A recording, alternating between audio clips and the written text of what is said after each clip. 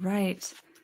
Hi, guys. I'm Katie Room from PerryIpsisPress.com, where I review indie sci-fi and fantasy books. Today, we are just doing something a little bit different. One thing that we see kind of in our circles a lot, especially lately, is a push for a return to appreciating beautiful things. You see people criticize the sort of body positivity movement and architecture that is too minimalist or utilitarian, and sort of hold up things that, especially in the past, that have an aesthetic that emphasizes just being something to enjoy and appreciate. So I thought that it would be fun to read poetry. So that's kind of where the inspiration for this came. We are going to have a poetry night. And today is the first day of fall, or the autumn equinox. And I thought that would be an appropriate time to have a poetry reading. With me today are some members of my Discord. Leslie Shu, author of...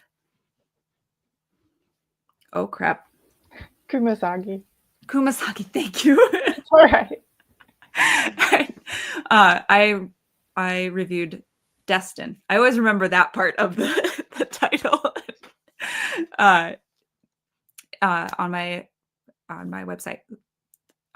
And I also have The Free Narnian, as well as Hannah.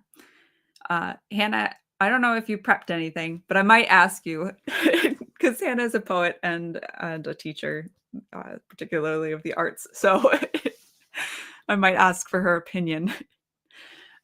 This is just going to be a very relaxed event. I posted a while ago on Twitter. I picked this up.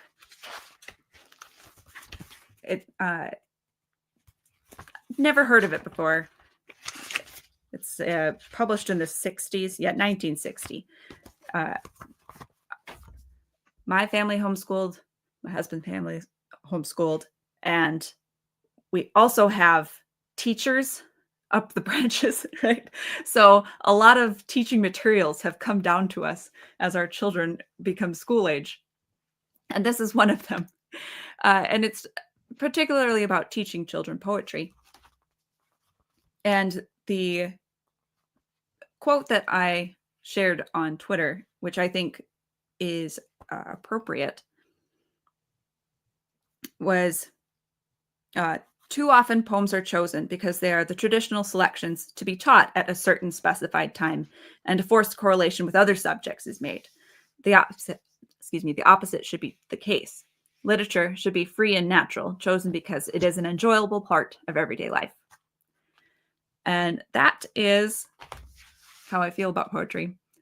So we're not going to really push to make it, I don't know, feel mystical or wondrous. We're just going to have fun with it. And that means that we haven't perfected our readings or anything. And we probably will apologize for it, but not so much that we don't deserve to be criticized.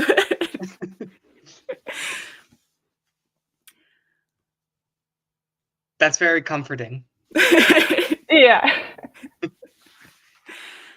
All right. Hannah, would you like to say anything about poetry, being the actual poet among us? I don't have anything super profound to say, I suppose, but what I want to say the most is that I love poetry.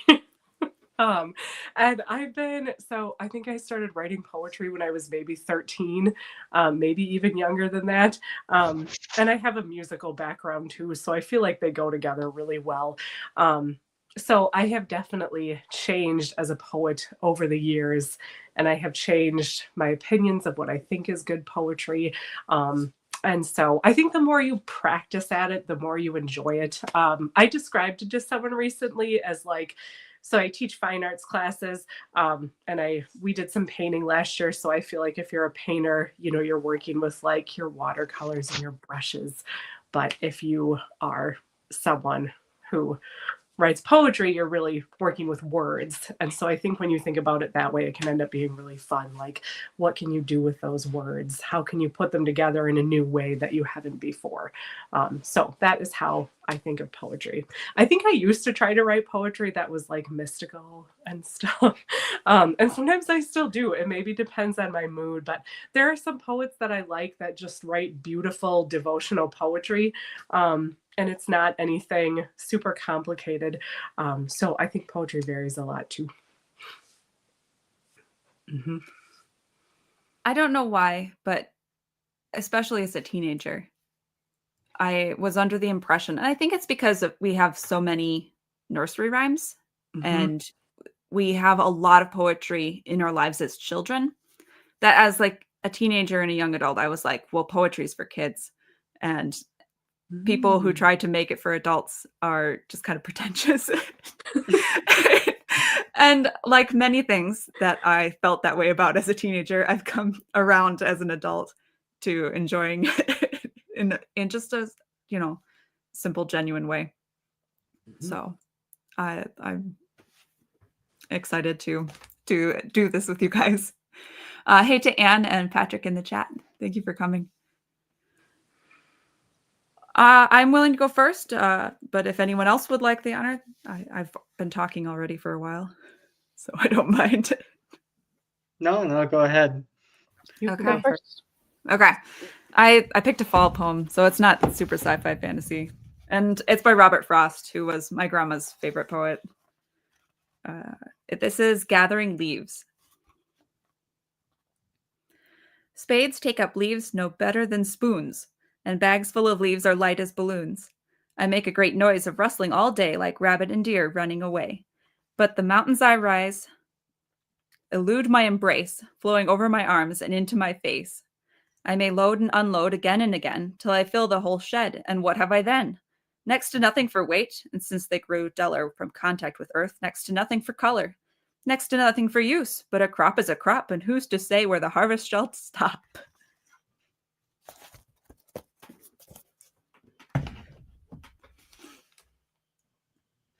Gathering Leaves by Robert Frost. Well, that is on point for fall. Yeah, definitely. Gonna be doing that soon, actually. We had hail last night, so we have leaves everywhere. A little prematurely. Oh my goodness. Yeah, that was nice. That was like, but it kind of made me think of the work involved. A lot of Robert Frost poems are like that, where they're like very, very enjoyable about nature and stuff, but they also have like this like dose of reality to them, where it's like Yeah, I felt that. I felt that in that. Yes, that was very physical. Mm-hmm. Right, there was a lot of a textured imagery to that. Yeah. I like the image of pulling them up and into your face.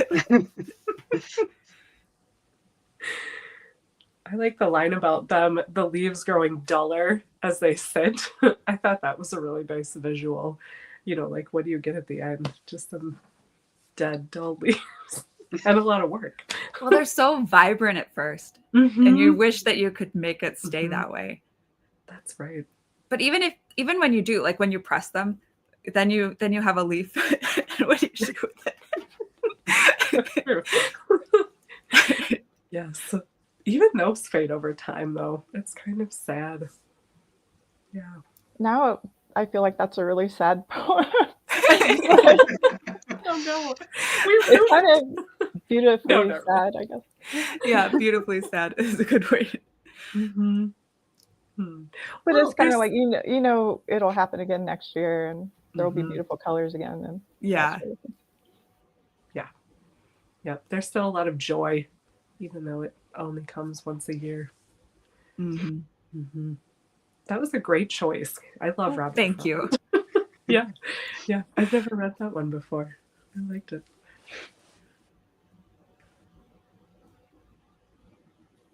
Leslie, would you like to go next? Yeah, sure.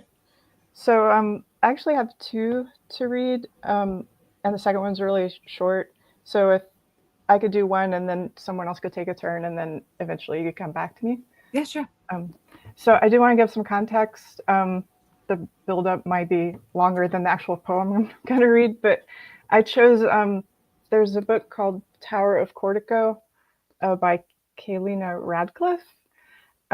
She's an excellent, I have some notes, sorry, I might be looking down. She's an excellent sci-fi and fantasy author. I have really enjoyed all the books I've read and short stories that she's written that I've read. And this book, this came out in June of this year, and I read it in July. I really enjoyed it. It's a kind of high seas fantasy adventure about a princess trying to save her sister. And there's there's Navy captain, there's pirates, magic swords, mages, sea monsters. Not all the characters are human. It's just really a page turner. I found it highly entertaining. Definitely recommend it.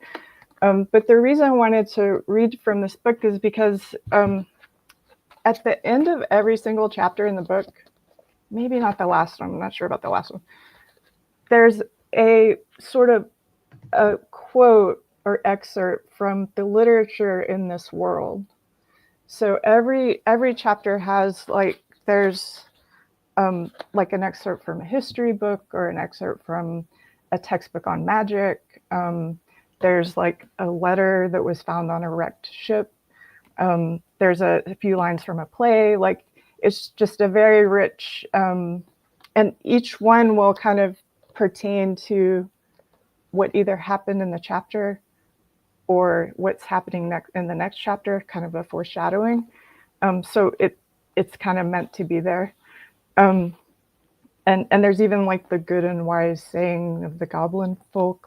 You can tell that it's just interesting how it's different pieces of literature and writings and things like that.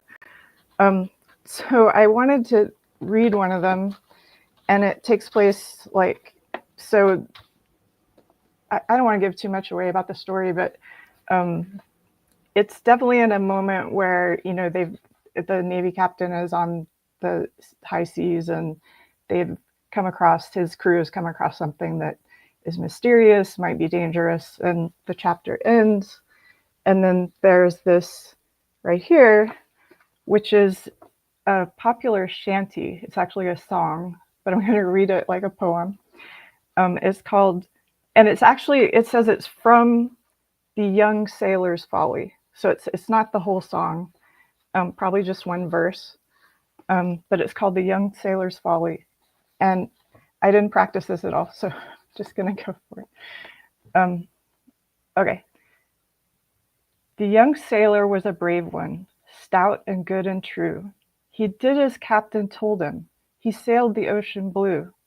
He kissed his love goodbye and tried his luck at sea to make his dear a fortune with sugar, rum, and tea. Oh, see the shadow comin', see the shadow fall. If only he had listened to his true love's warning call. But you've no place to sail, you've no place to hide when death comes rolling to you, death on the black tide. It kind of gave me chills when I read it the first time, and it's also kind of a sad one, I guess. But I just took note, I really liked it, even though it's a little bit dark. So I wanted to share. I thought it was really well written, and I mean, Kaylina Radcliffe actually wrote it, right? Because even though it's within the world, that would be the author writing these because they're in the world. So. Nice. Well, I think dark is appropriate for fall, right? It's the Spooky. time. Yes.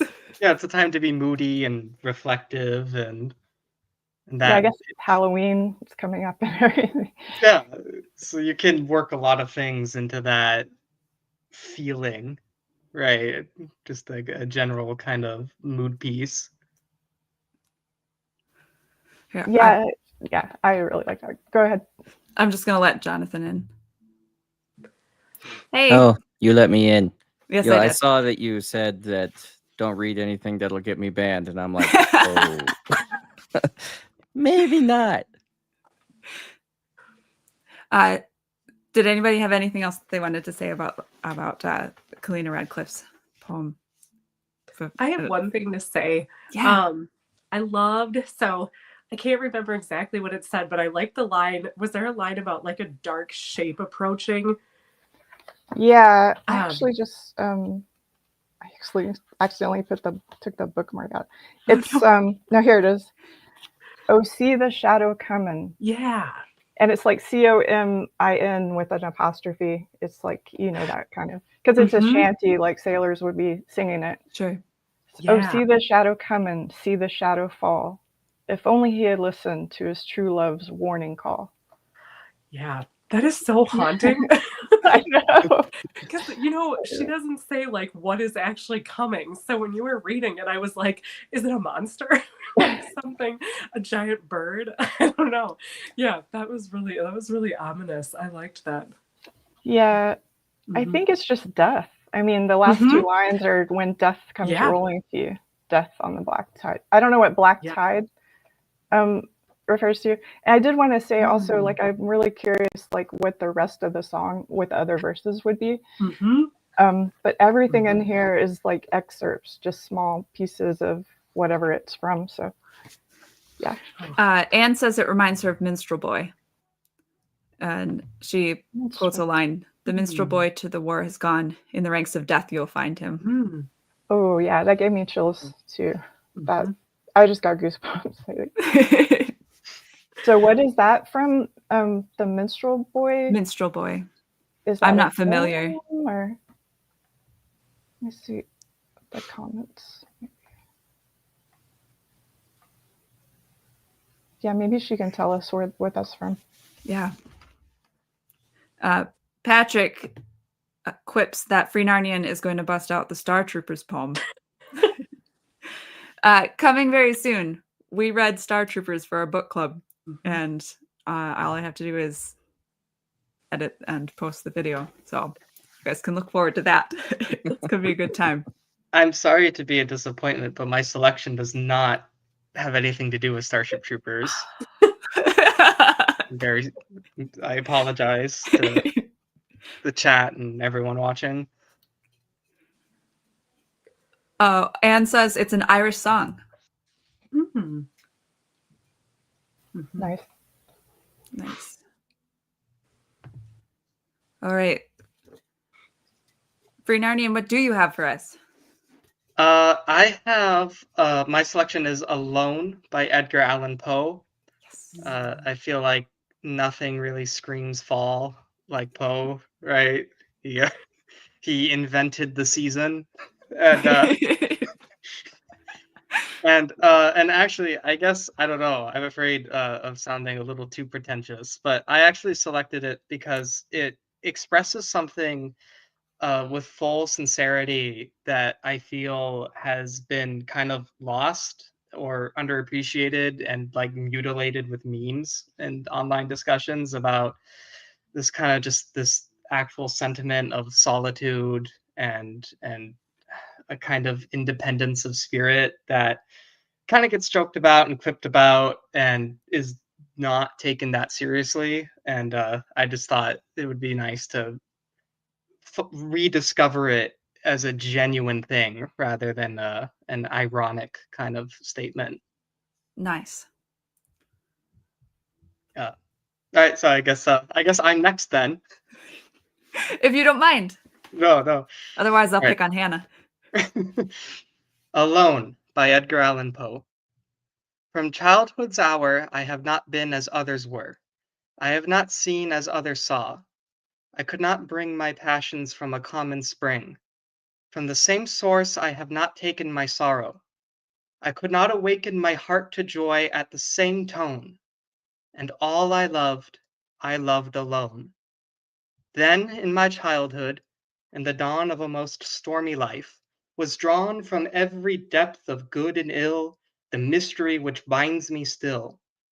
From the torrent or the fountain, from the red cliff of the mountain, from the sun that round me rolled in its autumn tint of gold, from the lightning in the sky as it passed me flying by, from the thunder and the storm, and the cloud that took the form, when the rest of heaven was blue, of a demon in my view.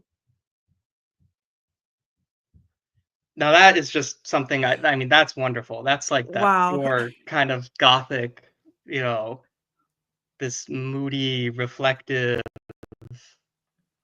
aching passion type of statement that I think deserves to be expressed sincerely. And, you know, again, Poe is one of the fountainheads. I don't Katie, we talked about this before about a technical knowledge of poetry. Now, I actually don't really know the history of like the aesthetic, or I don't think Poe is the singular source of like the American Gothic feeling or genre, but he's certainly one of the fountainheads, and I think that's you know that is really encapsulated there. Yes. Can you read the last bit again? The Like the last few lines, or last few lines of the cloud, yeah, I think so. or and the cloud that took the form when the rest of heaven was blue of a demon in my view. So I think he's expressing a kind of, you know, a melancholic, pessimistic outlook, right? That when the sky is shining but for one cloud, but that's what captures his attention, this cloud that takes on a menacing shape to him. Right. Yeah. And everyone else would probably be noticing the blue sky and everything. Right. But he's drawn to the dark cloud. Yeah. Like, yeah. he's drawn to, yeah, the something that's like macabre or morose. Poe has such a like weighty character. You really feel him in his poetry, I feel like you almost like you know who he is just listening to some of his poetry. That's very personal feeling.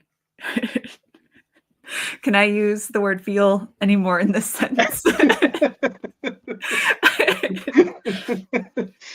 I love how much color is in that poem. Yeah, I didn't really think about that, but I suppose there is. There was gold and blue, and didn't they say purple at one point? Maybe I'm remembering that. No, not purple, but red, right? Okay. Red cliffs. Yeah. And the word autumn is in it, so it's on point for tonight's theme. So. Very good. There's both the word autumn and the word demon. I feel like we are right in our niche.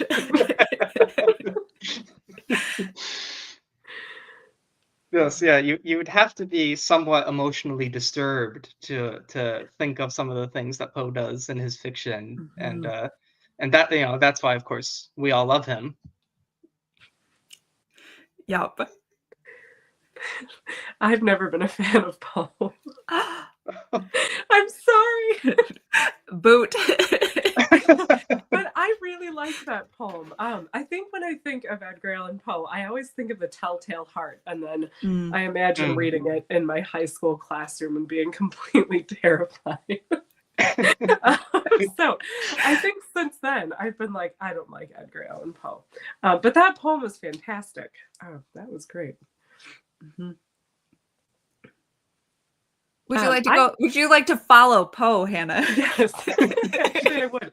So I think that Katie has, I think, read some of my poetry, but I'm maybe the opposite of Edgar Allan Poe, in that all my poems are very joyful. So I'll be a good contrast for Edgar Allan Poe. So I'm going to read you guys a poem that I wrote.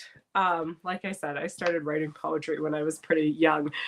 So this poem, it doesn't fit the autumn theme as well as some of the ones you guys have read, but I looked through some of the poems I had written, and this probably fit the theme the most. So it's about when you're like sitting at the end of the day and you're thinking about everything you said and did, and you're like, boy, that was terrible.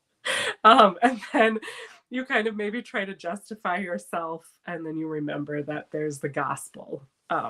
And so that is what this poem is about. So there's some space references. Also, if you guys want to know some of the technical parts, a couple of summers ago, I started working on writing an iambic pentameter. So it's the da-da, da-da, da-da, da-da rhythm. And then I explored a bunch of other formal poems. So this is written in iambic pentameter, except the very first line, which was an accident, but I kept it. And then it's also technically written in blank verse. So the endings of the words don't rhyme, which is typical of blank verse. And it's written, there's 4 lines per stanza, and there's 1, 2, 3, 4, 5, 6, 8 stanzas. So that is my poem. It's called Libra and I. Here we go. Still a line of orange at 10 o'clock, a painted stroke along the western sky. An artist's brush could never do the trick of making sunsets filled with evening grace. The day draws to a close, and I persist in thinking things did not turn out at all. The way the morning light foretold, I fear that I'll repeat the missteps of today. I paint the things I did and things I said a different way than God might see them as He directs the stars that shine out bright among the black that rises from the orange. Their constellations glow the same through time, the Dippers, Draco Bear, Orion's Belt, the Pleiades, mysterious in their depths, and Libra, weighing actions in her scales. She and I alike look outs for grace, a little here, a little there to make our actions right in our own eyes, to bless ourselves with justified and righteous airs. The painter, the creator, knows our hearts. He doesn't weigh our actions in his scales, but sees that he already paid the debt. No, we don't need to justify ourselves. Still a line of orange at 10 o'clock, these northern places let the light live on, to linger, self-reflection in its wake, that brings new life, though now the day is worn. Sorry, I'm clapping. That was great. You guys can see from her introduction why I didn't ask her to go first. Like, talking about meter and verse, and I'm like, oh, okay. It sounded lovely. Thank you. Yeah, there's a rhythm to it, like even without the rhyming. Mm-hmm. I enjoy rhyming poems, and I don't know the terminology either. I tend to enjoy rhyming poetry, but that was really nice. Like it just had a rhythm to it, and yeah, that was I tend to prefer formal poems, and having that rhythm, even if it doesn't have the rhyme, makes it feel like it's a poem. Yeah, Mhm. definitely, Mhm. yeah.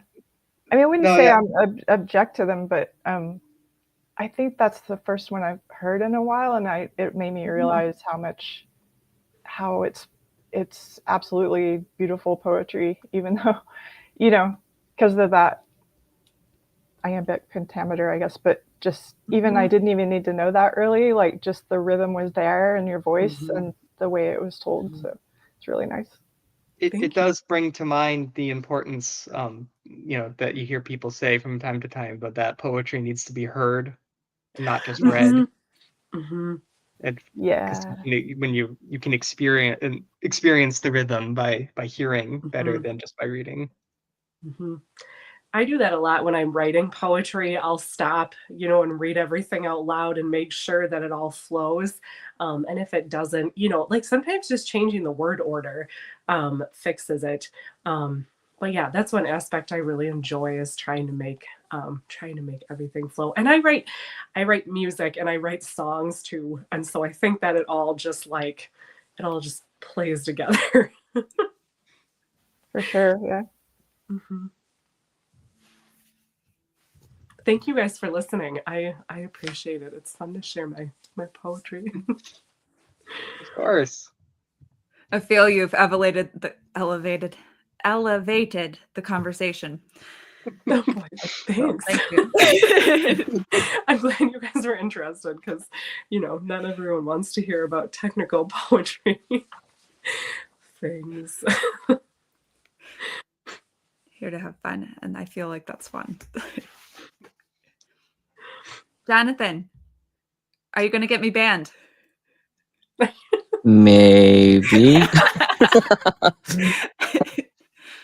Sorry, I've been muted because my children have decided to do their thing, and so did the dogs at multiple houses across the street.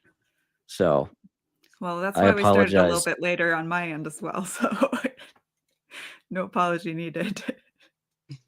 I apologize for my background again. I thought I would do the sea shanty I put in Afterlight. Oh, nice.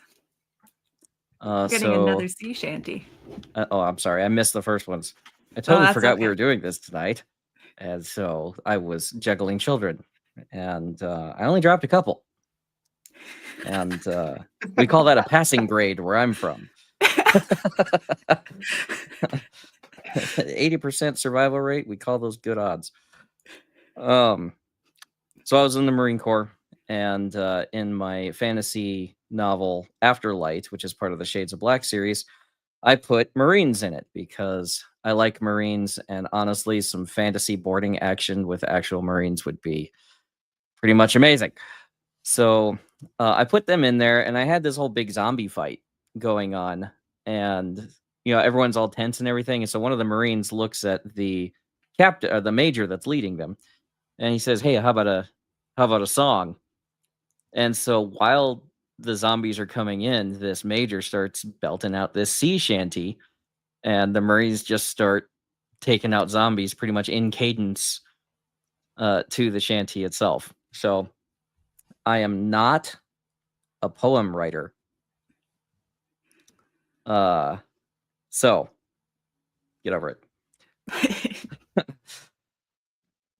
Can I sing it? The meter seems to go better if I sing it. I tried just saying it and it doesn't seem to work. Go for it. You Okay. have the floor. All right. It's not rap, I promise. Oh, we sail beneath the blackened skies, Marines with souls so bold. We're fighting the devil in disguise in battles fierce and cold. Killers through the shadows sail in fury's fiery brew. After every man the reaper pale, but we're all devils too. With every clash the devil lies, our spirits hard and raw. But in loyal hearts the fire lies, burning black his claws. Killers, the king's true threat to demons bleak and pirates cruel. We're armed with steel, we're fearless led, and we're all devils too. Those shadows loom and terrors rise in the heart of Opha's wrath. We'll meet hell with unblinking eyes while we sail our cursed path. Killers against the roaring tide, our courage ever true. In the face of hell we take our stride, 'cause we're all devils too. Very nice. I have like two things to ask about, I guess, Okay. or to comment on. So, first of all, so this is a shanty that existed already, but it's very dark. Like it's very like we are basically fighting and at war with whoever they're fighting and at war with, and they're also probably doing terrible I mean, it refers to them being devils too. They have to do terrible things. But it also fits really well with them currently fighting zombies. So, like, is that an ancient shanty that he pulled out of his head because it fit what was happening? Like, it seems to really fit. I mean, I haven't read the book, but it seems to fit the scene from what you described. So the Marines in my setting, I didn't make them U.S. Marines, even though that's what I call them. They are a reaction to Shaolin pirates. Okay, so I have 3 major demons in the setting, and one of them raises the bodies of the dead and uses them to fight. Okay, well, he has to steal those bodies because the Samothracians, or the kingdoms of man, are now shipping the bodies away from the front line, so they can't be raised to use against them. So they go on these giant corpse barges. Well, they developed a pirate class to go and steal the corpse barges. And every time you steal a barge, you get several thousand bodies to be able to raise. So to fight off these pirates, they developed the Marine Corps, so that these Marines would go onto these vessels and fight them on their own turf. And boarding actions, I don't know if you know anything about hand-to-hand combat, boarding actions are the worst. They are just the worst. Part of Marine Corps culture is we're called the Devil Dogs. So that's part of actual Marine Corps lore. So I ported that over into this fantasy world where we go into hell, so therefore we are the devils. And so the devil's hunting us on the water, but that's okay. We're devils too. And so I took this whole idea and I started working it and developing it. What would the attitude be of guys who could sing about what it is that they're doing? And what would be the one phrase they would lock onto? We're devils too. Okay, so this is, yeah, okay, that context makes sense. So this is, he's singing about what they're doing because they've been doing this already for a long time. Yes, they have to hundreds of develop years a of song. tradition. Yeah, enough to develop a song about it. So he's literally singing about what they're doing, fighting these undead. Yeah, it's not just it's not just a shanty that existed that happened to fit the moment. It's like, it's literally right. what they've been singing for hundreds of years because of what. So I don't know if this was a mistake or not, and Katie can tell you, but I broke the song up throughout the prose of the fight. So that was my next question.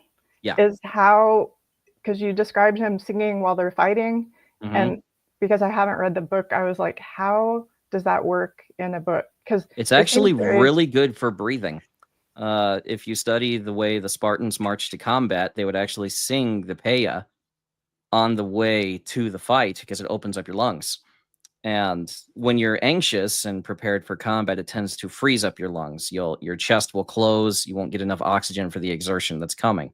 So singing is actually one of the ways they would use, but to bolster morale, first of all, but then to actually open up the lungs and allow oxygen to pass and give fuel to the guys who actually needed to fight. So you can, so I do a lot of hand-to-hand combat. You can fight in a metered fashion. Now you want to fight asymmetrically if you can. So you want to meter and then break meter, so that you're not predictable.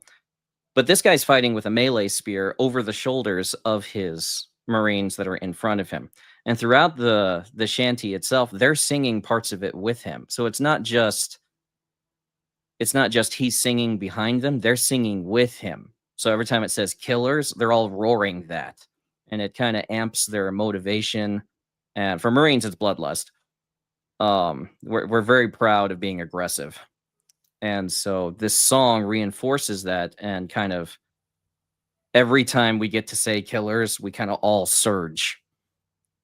And so it serves a lot of purposes. Yeah, that's interesting. And I'm glad you said that. However, my question was, how did this work in the prose? Right. And I'm not sure it did. So you have to ask Katie. Yeah, it was totally an experiment, and it came up to me at the last second when I was writing. Because I was like, you know what? I need to write a song, which I've never done before. So no, that song was great. That song was great, in my opinion.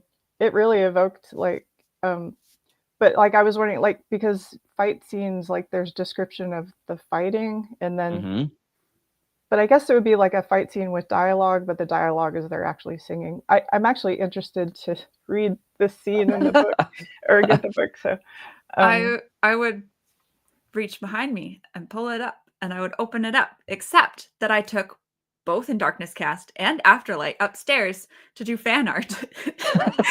And so nice. they are not here. Oh, I have mine. It worked for me because if I had seen a poem or a song in a big chunk like that, I'd have just skipped over it. But Right. I read this. So I remember. Oh yeah. Okay. Yeah, I'm glad you read the whole thing as one piece, as one poem or song.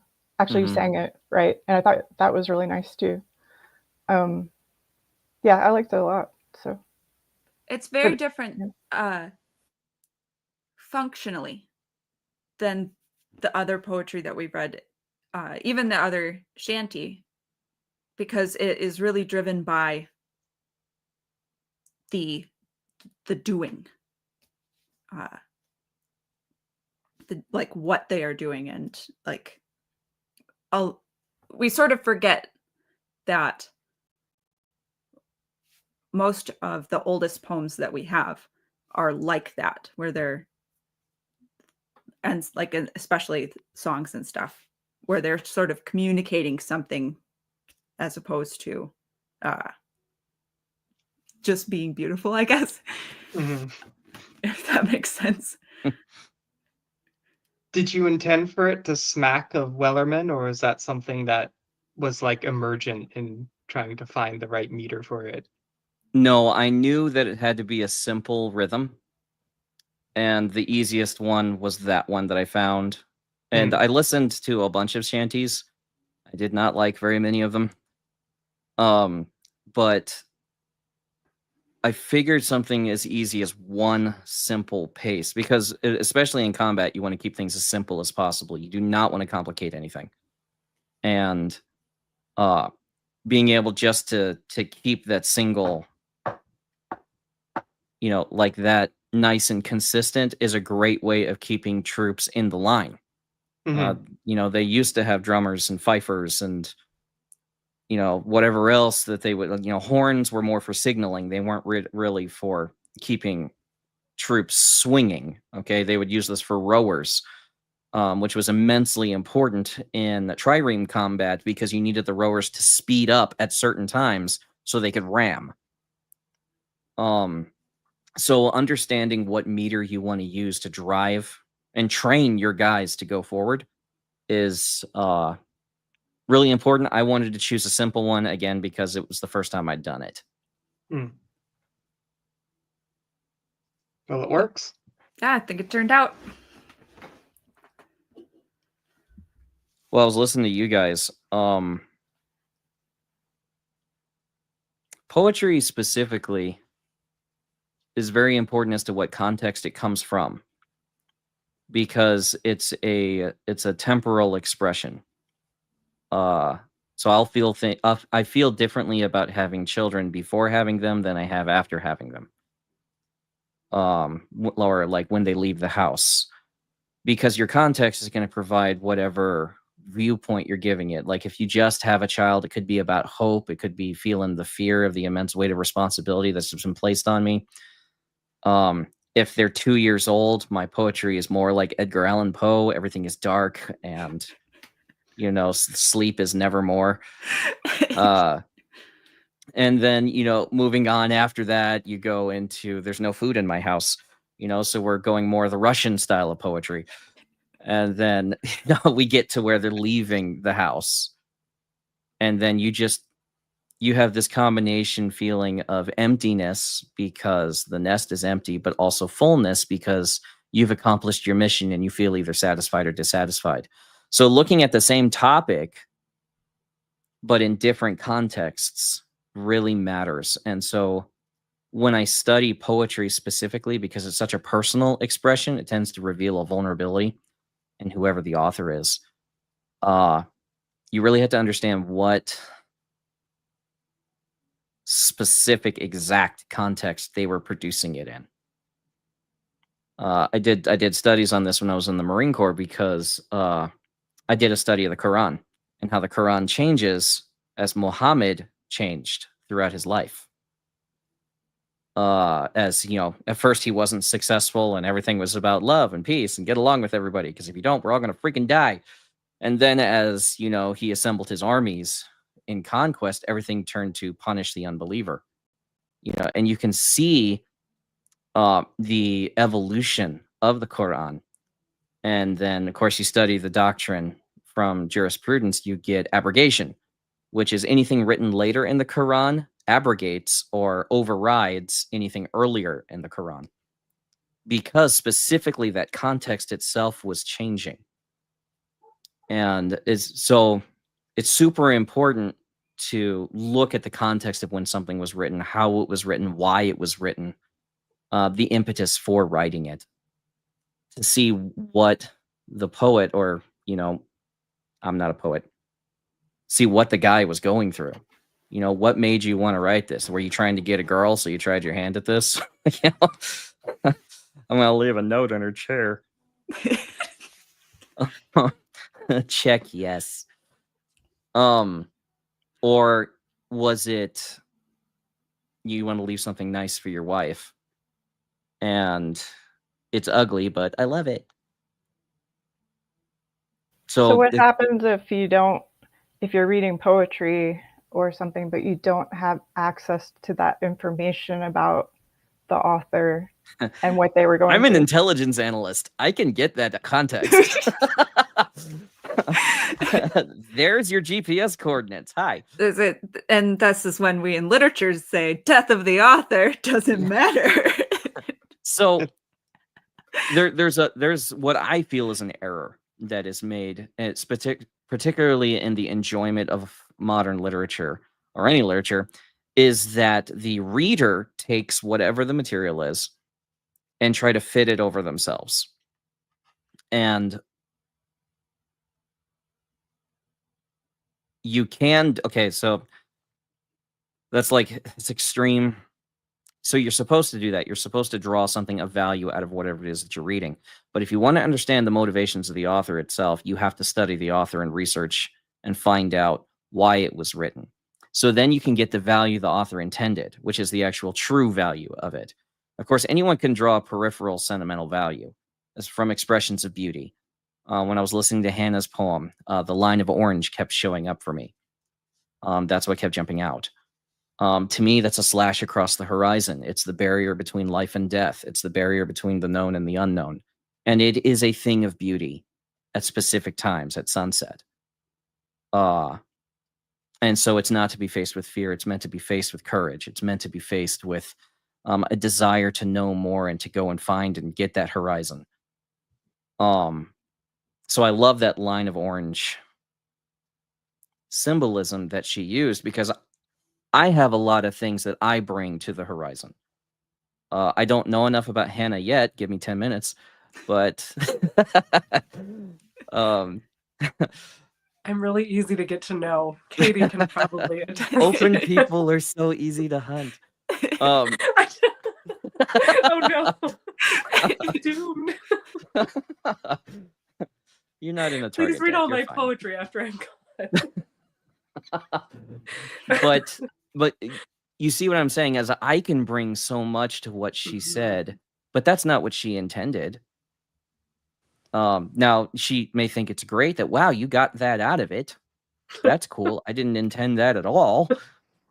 Okay. But then you have the opposite problem of, like, you're reading Starship Troopers, right?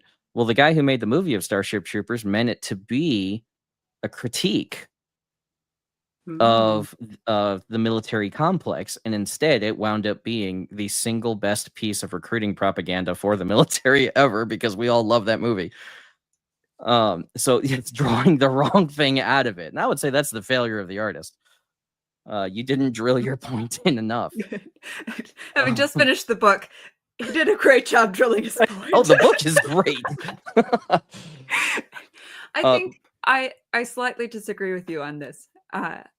I think that it's both. I think part of the wonder of literature is the meeting of two minds.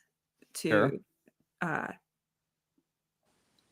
and everything the author meant doesn't necessarily make it onto the page, doesn't necessarily translate to the reader's mind, and it is a it is a directional, right? Like the reader Hmm. does not influence the author Unless in the the author reading. reads reviews.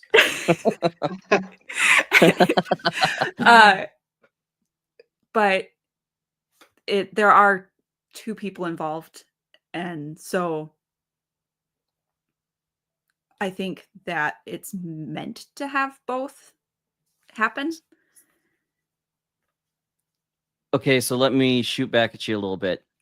So this shanty, for instance, when Leslie looked at it, she was wondering why they were called devils, right? And she came to some pretty good conclusions about why they were called devils. But a Marine reading it comes to it with the right context, which is we're devil dogs.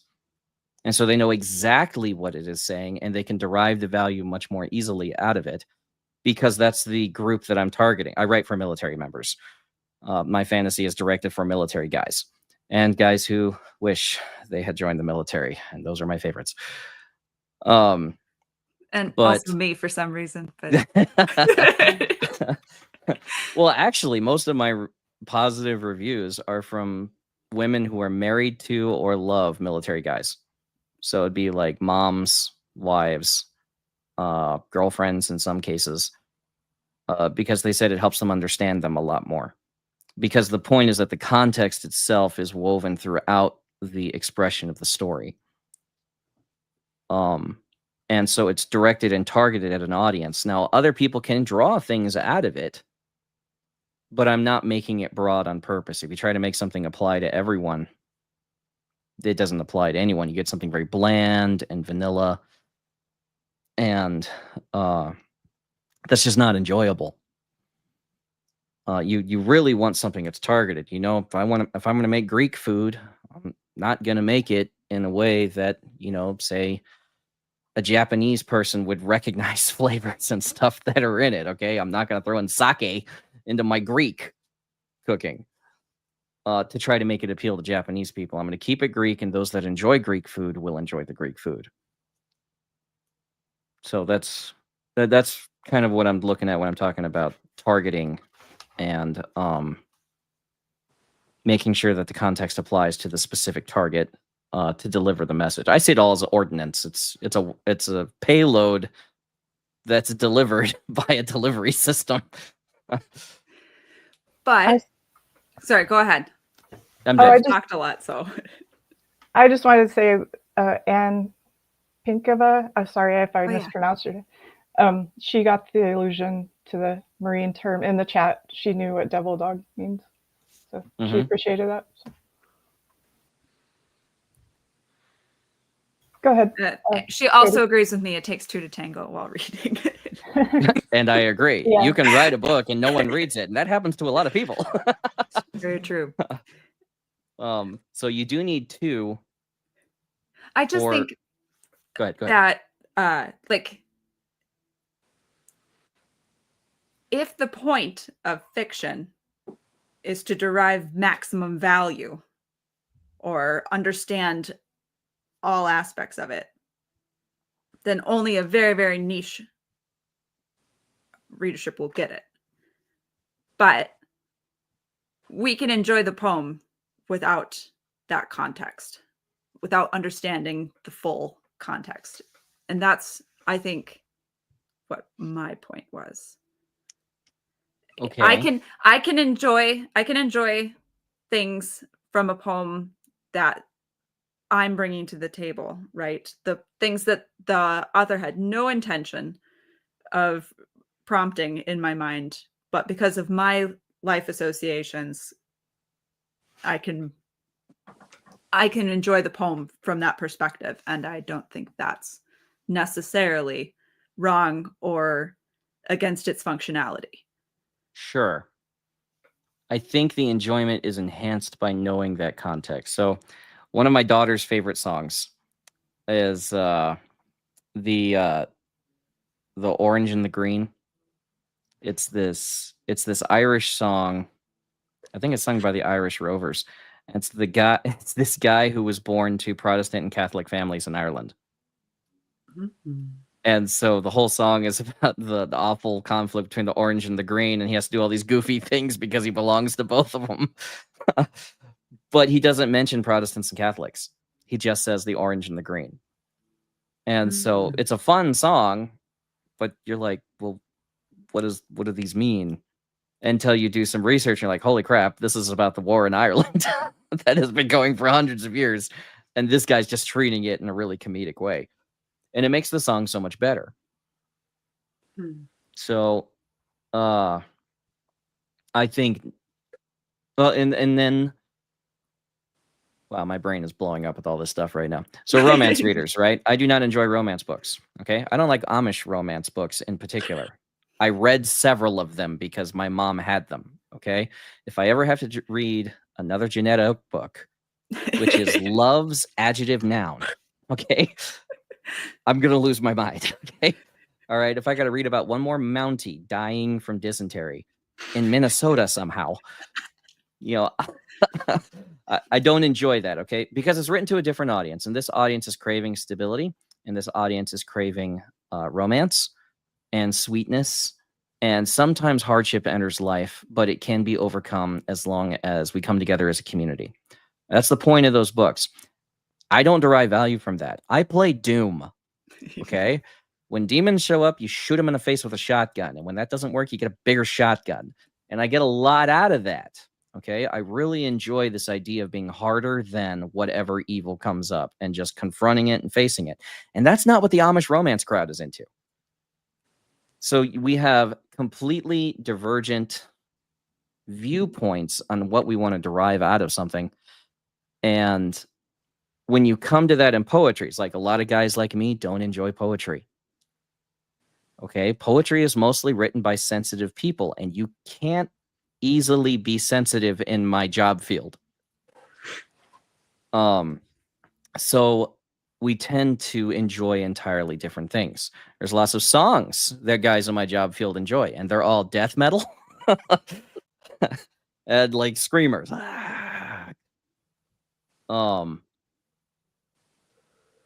So people are going to come to the content, and they're going to derive whatever value out of it, and that they're going to bring with them. But for instance, I want to enjoy Pride and Prejudice with my wife.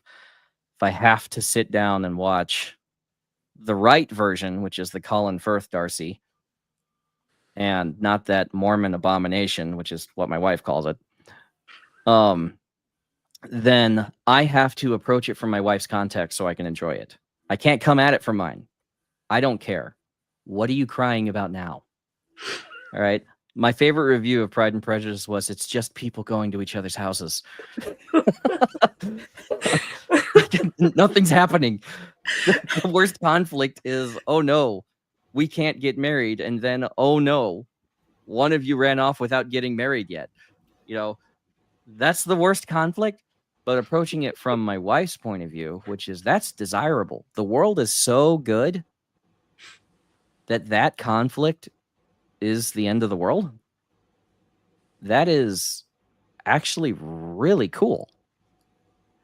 And when you look at, you're able to get into people's upbringing and how that biases them in certain directions. I actually more enjoyed North and South because I really like the guy who was running the factory. I understood him. And then the little soft girl who came from the countryside where everything's great and nice and everyone's polite, and life is just about tea dates, goes up to a factory where it's, dude, if I don't get the product out, I got to hire Irishmen and bring them in to get the product out, or otherwise I'm going to lose everything, and all these guys are going to lose their jobs. So I like North and South because it was about that conflict, and it was about finding that balance, and that, you know, life should be good too.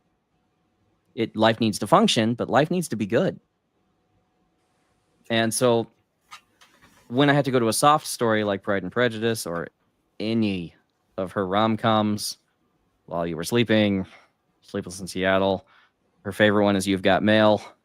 If it has Tom Hanks into it, she loves it. Um, I have to approach it from her point of view, because if I don't, she can't enjoy the movie. Because I'll just be sitting there, throwing jabs at her. That doesn't make any sense. That's stupid. Why would you do that? Have you considered just talking to each other? And that's not fun. That's not the way the story unravels. I agree with you. And I think that I still hold that. Good. I appreciate that.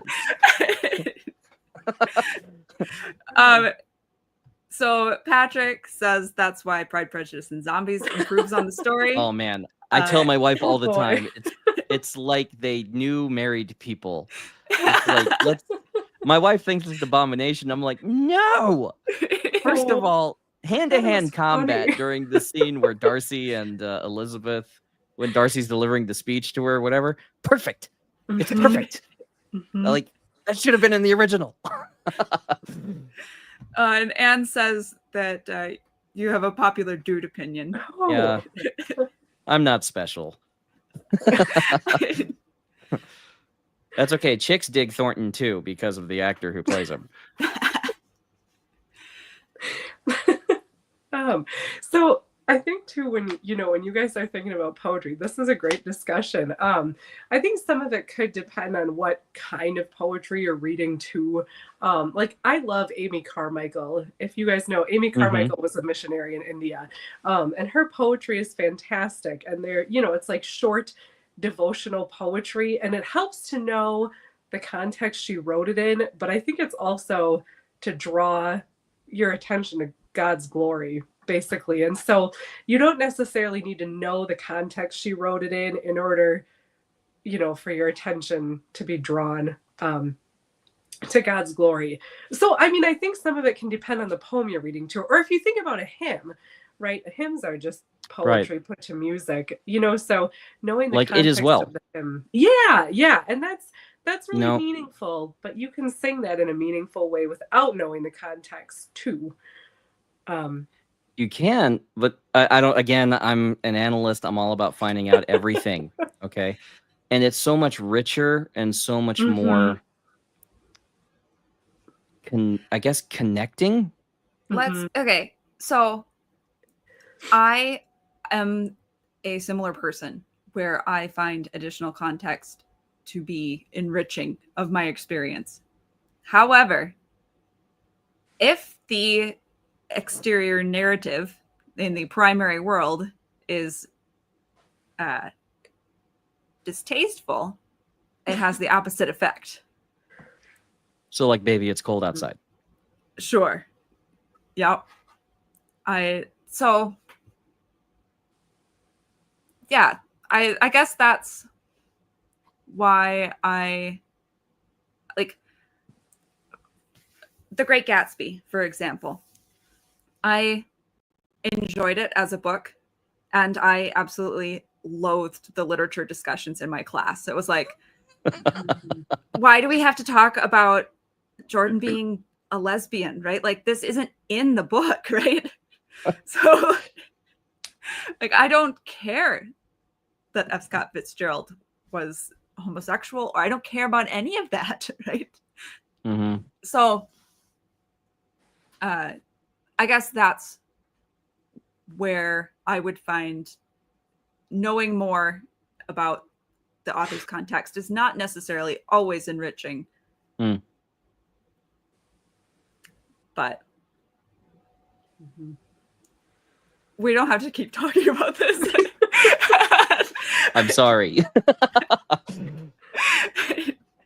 I enjoy this kind of a discussion, but we're supposed to be reading poetry. Leslie, did you want to read the second one that you had? Yeah, that'd be great. So it is also from The Tower of Cortico by Kaylina Radcliffe. A little bit of context. So again, these are from the end of each chapter. There's like excerpts from literature within the world. So a little bit of context. This book also has a bit of a enemies to lovers plot as well. It's just a small part of the story, or enemies to love. Let's just put it that way. And so it's early on in the book. I don't have the chapter number exactly, but you can see it's kind of early on in the book. And they've met, the princess and the captain, the Navy captain met, but it didn't go that great. And her companions are telling her, you need to talk to this guy. He may be able to help us. And she's like, oh, I guess I have to be nice. They're like, yes, you need to be nice. And that's kind of towards the end of this chapter. And then the excerpt at the end of this chapter is attributed to Euripides, which Kaylina can tell us if I pronounce that right, Euripides. And it's an excerpt from a poem called It Speaks Only Mysteries. And it's from a collection called The Collected Works of Euripides the Poet. And it's just 2 lines. So this is this small excerpt from a larger poem, apparently. O wretched heart, how can but a breath part longing and loathing? And that's it. And I liked it where it is in the story, I guess, because I know they're about to have to talk and make nice. And, they haven't quite become friends yet. So that was it. Very nice. I like the idea of things being separated by a breath. That's a really cool. I think that could mean a lot of different things. A lot of things can be separated by a breath. Yeah. Yes. Oh yeah, yeah, for sure. Mm-hmm. Yeah. This sounds like a very interesting book. Mm-hmm. Yeah, it's a swashbuckling adventure fantasy, and it's very entertaining. Like, it's a standalone novel, so it just was really good, and the ending, wraps up really nice, and the characters are really likable. And I did want to mention, like, I liked that these excerpts are at the end of each chapter, because I've read a lot of books where they put quotes and things at the beginning of chapters. Mm-hmm. And I usually skip them because I just want to get to the start of the chapter, or I don't really understand the relevance. That's happened with a couple of books. For some reason with this one, I would spend the time to read each of these kind of quotes and letters and things from the world, and especially since she did a good job of making it relevant to where the story was at that time. And it just gives a sense of, like, there's a rich history there of literature and art and stuff like that. And it didn't really get in the way of the story or slow it down or anything. There's one that's like several pages of just the rules to a card game. So that was probably the longest one. But it's just, I like how it comes at the end of the chapter. For some reason, that made it easier for me to enjoy that part of the way the book is constructed. So those little pieces, do they apply to the chapter you just read, or do they? Or do they? Because those are mostly used to set up or foreshadow something. So did they apply to the previous chapter? They either apply to the previous chapter, sometimes kind of explaining within the context of that world, filling in some blanks. More often they kind of foreshadow what's about to happen.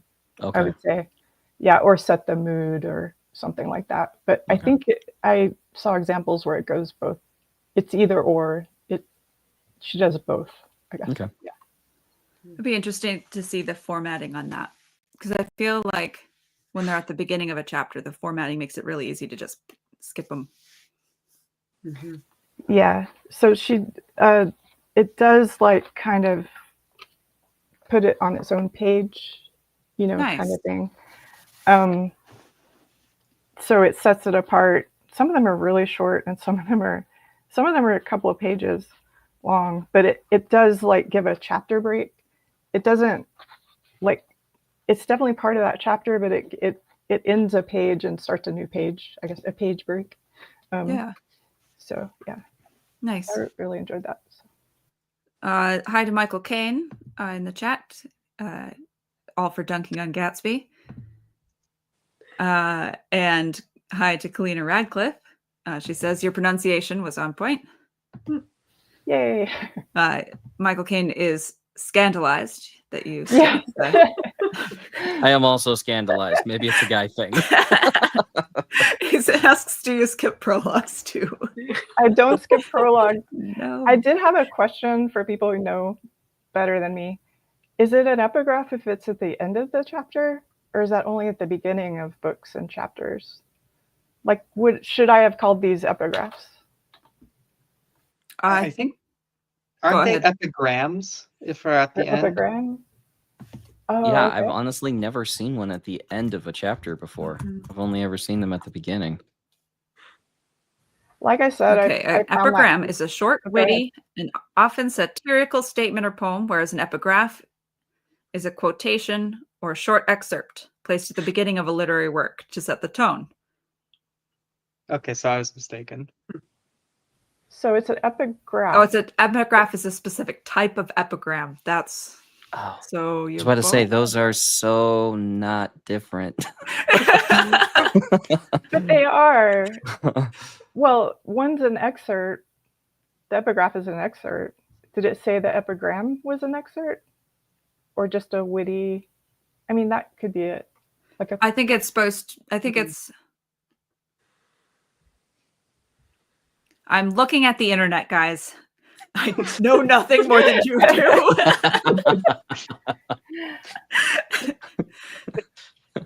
Yeah, I think it's still an epigraph. I would agree Let's with. get Michael in here so AI can tell us the answer. He loves AI. I like the way I just liked it at the end of the chapter. I don't know, because it did sometimes kind of give some insight to what you just read. Not that the book needs explanation. Like, obviously the story was very well done on its own.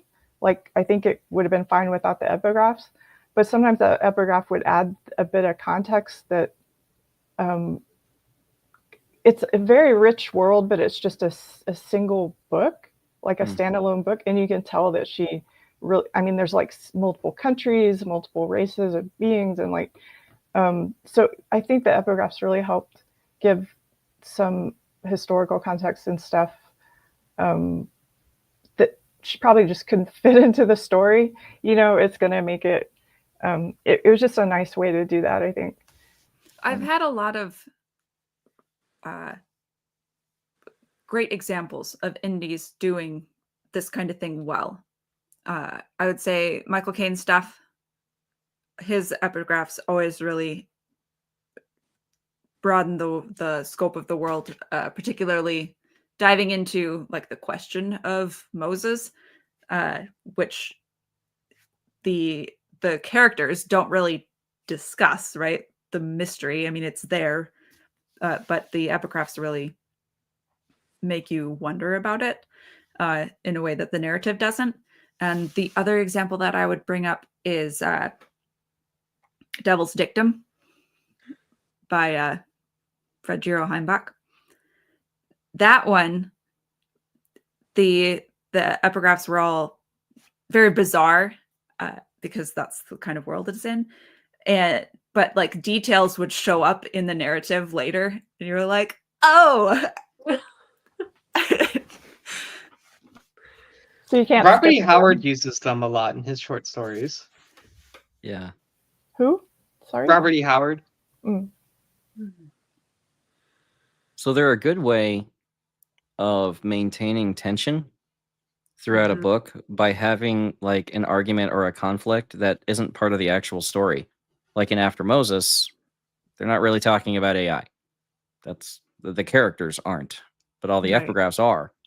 And so it kind of maintains this tension throughout the book of, and I kept wanting to finish the chapter so I could get to the next I don't care about the characters. I just want to know what happened happened over here. They prompt reader questions. Right. Yeah. But it's a way to keep people engaged with the overall thing. Because like I'm reading through the first After Moses right now, and it just seems to be a collection of short stories to me. It's beginning, middle, end, beginning, middle, end, beginning, middle, end, with characters that are sharing the stories. But the overarching story for me is these epigrams or graphs, whatever it is, of what the AI did to society and to this story universe, and how it changed when he left, and why did he leave, and all those kinds of stuff. And they maintain that tension for me, so the rope never goes slack, I guess. It's like when you have permission to put a book down, and that should never happen. So it's nice to have that tension always there. Like I love the Horus Heresy series, and they always put these, whatever they're called, blank, into the beginning of each chapter, and I really enjoy them because they're foreshadowing of what's the mood of what's going to happen. Okay, it's like the music playing in the background in the movie. My girls know, okay, I'm supposed to be scared now. When you hear the right music, somebody redid The Shining, but they did it with a the Shining trailer, but they did it with a rom-com's music track, and it totally changed it. It was totally different because of the way that it was framed. And so I really enjoy those for that. But I think they draw that tension and they keep you engaged in the book by, again, carrying on an argument that's not part of the plot.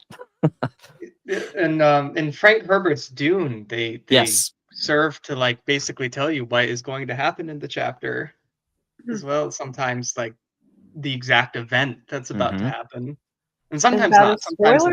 Sometimes it's more of an aside, but other times.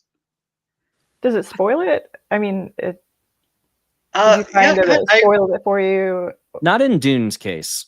You know what's going to happen. I remember in one chapter there is a direct. Maybe at that point in the plot, you already know that the Atreides doctor is going to betray Paul's father. Yeah. But I know that there is one of those epigraphs that begins with a kind of like a lament, and his name is invoked several times, and so you know going into that chapter that the doctor is about to pull whatever his grand act of betrayal is going to be. But it might have already been insinuated at that point in the plot, but it was signaling that now it's going to happen. Like you already knew that he was going to be a traitor, but now it was signaling that the treason is about to happen. Right. That would definitely make me want to dive into the chapter if it's like, oh, it's all about to happen, the thing that you were expecting. Yeah. And it's like, okay, now like it's almost like a trailer for the chapter or something is what it sounds like. It's a promise, right? The author giving you this is going to happen, and you're like, okay, give it to me. Michael Caine says epigraphs are a massive cheat code. Literally put stuff in without putting it into the narrative. Yeah. And he agrees with me about Devil's Dictum. Well, yeah, because Always it allows cheat. you to have a kind of exposition, doesn't it?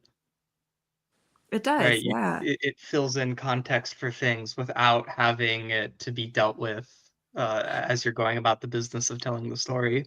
As we all know, and is well documented in this historical text and or this poem. Yeah, right, yeah. There's a really fun series in the Warhammer 40K universe called Commissar Cain. And it doesn't have epigraphs, and it doesn't put them at the end of the chapter. They're footnotes from the POV of the fictional character who collated these documents. And so it's first person from Cain's point of view. This is where I ripped off Silas from, Katie. It's first person from Cain's point of view, but these documents were collected by another fictional character, and she's an inquisitor, and so she keeps correcting him in the footnotes or adding her own little insights into it or whatever, and it's hysterical. It is so fun to read because she's just like, sometimes she's chewing him up, other times she's like reluctantly agreeing with him. It's a great way to tell the story because it adds so much flavor to it when it's in the middle. It's so good. I read the Gotrek and Felix novels for Warhammer Fantasy Yeah. use it as kind of a framing device because they are the collected journals of Felix Jaeger within the diegetic world of Warhammer. It in the first book, because it's a collection of short stories, each one begins with like a journal entry, and then after that, when they become like full length novels, they're just in the beginning of the novels. But it's a similar. It's like a framing device. It's always some variation of Felix going, "What am I doing? What am I doing? What am I doing?" Yeah. So just when I thought that I had seen the most horrible things imaginable, we decided to, Yes. follow a rumor to such and such place, and then it kind of goes like ... right? And then you go into the book to see whatever new horrible adventure they're going to be in for. But again, its purpose is to create that mood because the whole the gimmick of Gotrek and Felix is Gotrek is a suicidal dwarf. He needs to die in battle, but he needs someone to see it and write it down. So he like hoodwinked this human, like poet, into following him around, and it's like a life oath thing he took while he was drunk. So now I have this human who's like, I don't want to be here. I don't want to be here. I don't want to be here. And this dwarf who's like, let's find something bigger so he can try to kill me. Yeah. And so that's the gimmick of the story. And then these epigraphs just set the mood for it's happening again. No. And, you get to follow, the Slayer. And it's just so enjoyable. It's a great way of setting up the story. So I highly approve of poetry for this purpose. Anne has submitted a couple here for our enjoyment, I'm sure. She says, how would I know the knights are dust, their swords are rust, their souls are with the saints we trust, if not for Sir Walter Scott and Ivanhoe? And also, the clock goes tick, tick, tick. I'm so sick, sick, sick. Death come quick, quick, quick. Was an intro to Inkheart. I don't know who wrote it, but I always remember it. It's easy to remember. Tick, tick, tick, sick, sick, sick. The one before it was really nice. It makes me think of like a mouse would be saying this. Stop thinking about Warhammer.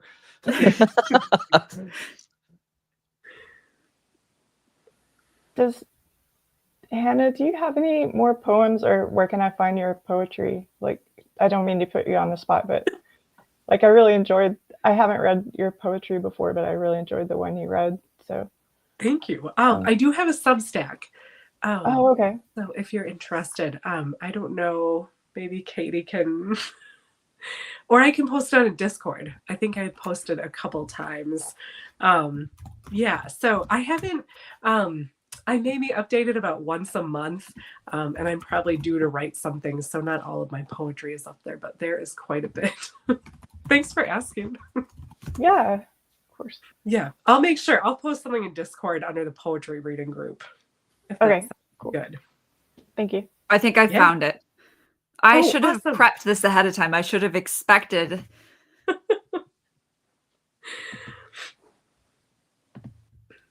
Do you want me to put it in the chat or the private chat, Hannah? Oh, Do you want? I don't know. Maybe the private one. That would be just to us in this particular, the people who are here on camera. Dox her. Oh, got it. Or I could put it in the Discord. Let's do it in Discord. Anne says, I want the link too. Oh, yeah. You can post it. I'll put it. That's fine. I'll put it in the Discord, I don't know enough guys. about technology to tell you, so you can help me. Sorry. I'll put it in the poetry reading event thing. That's awesome. Okay, thank you. Just there. Okay. Yep, I see it. Great. Good. Perfect. Okay. And I'm I've sorry been to working anybody on- who's watching this later and who's like, what the heck? I know. Sorry. Reach out to me and you can join my Discord. Yes. Thanks. I mean, I have a YouTube channel, so it's not like I'm not anywhere on the internet. Yes. Anyways, I guess game about that too. I write songs and they're on YouTube. Me with the ukulele. Anyways. Early on this evening, Patrick says, he asked, what are 3 poets I should read getting into poetry? And it's like, I have some ideas. how many 3s do you want? 3. Okay. Well, so one recommendation I have been buying books of poetry just to like have them on hand, which I've never done before. I'm really enjoying Dana Gioia.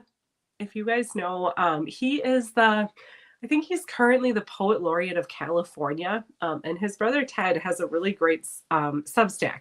But Dana Gioia's poems they're very concrete, and they always make me feel things very intensely. So I like Dana Gioia a lot, and he's still living, so he's a modern poet. I love Robert Frost. Let's see. There's so many. I also love Emily Dickinson. Amy Carmichael is another favorite. That's 4. Okay, cutting you up. Okay, that's fine. You can read my poetry on Substack. Has a poem ever made you cry? Okay, so there is one. There are lots of them, but one recently is actually one by Dana Gioia. So it's called, I always get the title mixed up. I think it's called Me and the Beach Boys. So it's about his experience listening to a song as he's driving that he hasn't heard since high school. But that happens to me. I'm still very connected to the music I've listened to throughout my life. And so I think I really like the poem because he's listening to this old music and thinking about where he was at the time when he listened to it before. And there are a lot of songs in my life like that for me. So I've gone back and read that poem so many times, and it still makes me cry. Yeah, I guess I don't know why. I think it's because I can identify with how he's feeling. Mm-hmm. Yeah, for sure. Mm-hmm. Can you spell his name? Yeah. So his first name is Dana. It's Dana. And then Gioia is Gio. Oh, there we go. IA. Thank you. Mm-hmm. Perfect. Absolutely. I would not have thought to spell it that way. I've never heard that last name before. Yes. Thank you. Yeah.